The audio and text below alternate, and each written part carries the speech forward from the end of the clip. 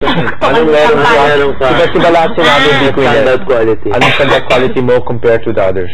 Quality? Yun sinasabi mo, doon ka pinakamalakas compared to the others. That's also Ay, a from sorry pala. Buckets Big. Ano pala, yun, yung parang yung expertise ko, kalat. Hindi lang ako dito, parang, kunyari may mga gawain ng panlalaki, nagagawa ko rin yun, kababuyang gawain, nagagawa ko rin yun, pag girl na gawain, nagagawa ko rin yun. So yun, parang para sa akin yung expertise ko, hindi lang sa something na ano, parang nakita ko na, nakakalat ko kung ano yung kaya kong gawin. Yun lang, sorry, okay go. Okay.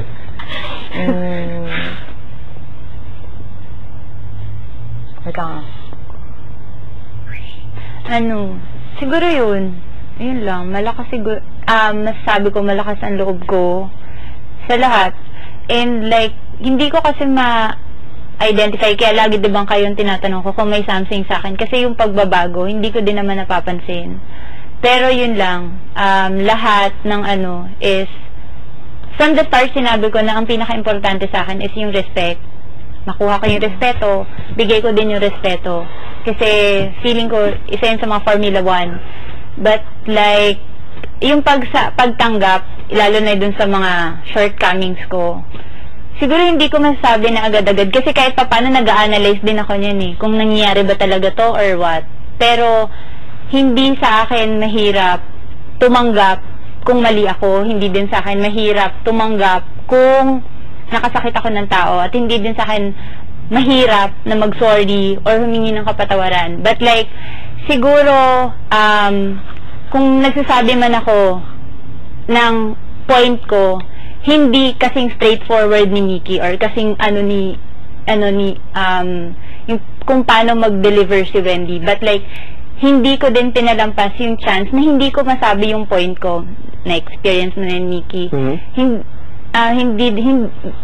Kumbaga, ginawa ko kung paano ko sabihin, express yung sarili ko in a Bea way. Kasi ganun lang talaga ako. I don't use by force or anything. That's just me. And, Sino ba nagagamit ng force? ano, hindi. Wala lang. For ano, mga before. Kung sino man, yung ganun. Hindi, ako, kasi yun talaga ako. Ganito lang talaga ako. Na, hindi ako yung, I'm not like that. Kung sa ano, halimbawa sa mga task, or halimbawa dito sa bahay, I can say I've given my all, and I've done my best. Pero yung anuhin ko, kung ano yung standing ko sa ganyan, hindi ko din masasabi. Kasi kayo yung nakakakita nun. Siyempre, on my part, lagi ko ng anong ganito, ganyan. Pero kaya nga yun lagi, as always, open ako sa kahit ano na sinasabi nyo about me. Kaya from time to time, tinatanong ko kayo, diba? Like before when ikaw, tapos si, yun din last, mga si ikaw, si Budi, and yun, as always si Nel. Ngayon.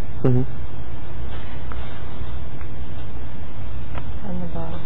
And then, one thing I tried to be as flexible as I can. Pero for me, ang pinaka, ginavalue ko sa lahat is strength. Of being strong. I mean, hindi man ako yung strongest, but yung nagain ko na strength, I can say na sobrang laki, or the most siguro. Alam mo yun? Kasi, yun nga, parang from day one, hinakot ko lahat ng struggle. Kahit maliit, malaki, yung pamuhay pa dito, gano'n. Nagkandalo-kaloka na yung hormones ko. And, yun, yung hindi ko alam, because, alam mo yun, na-motivate ako ng ibang tao. Pero yun nga, the fact na nakarating din ako ganito kalala, hindi ko talaga alam kung saan kumulit. Pero yun yung pinaka, ko, ang tibay. Masasabi ko, knowing my capacity, before I entered, grabe. Hindi ko alam kung bakit ako ganito katibay ngayon. And, yun yung pinaka, masaya ko,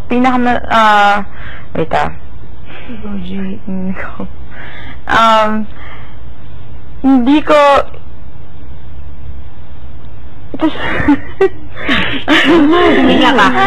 Sabi yan, sabihin mo. Yun nga, yun nga, Ano yan? parang sa lahat, yun yung pinaka, yun nga, natutuwa ako na nasasabi kong nakita nila lahat ng pinagdaanan ko dito and yung strengths na yun nga, kasi nakita nila ako, natutuwa ako nakita nila akong madapa and bumangon ulit. Parang yun yung pinangahawakan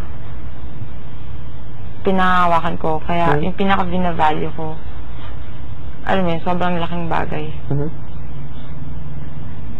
Sa akin, disiplina, straightforward, stand up for other people, and sa tingin ko, acceptance and tolerance ng mga sinasabi ng mga tao at pagtingnan yung mga opinion nila at tingnan sa different angle at bigayin advice ko. Yun yung sa akin. So, desisyon, kuhanin niyo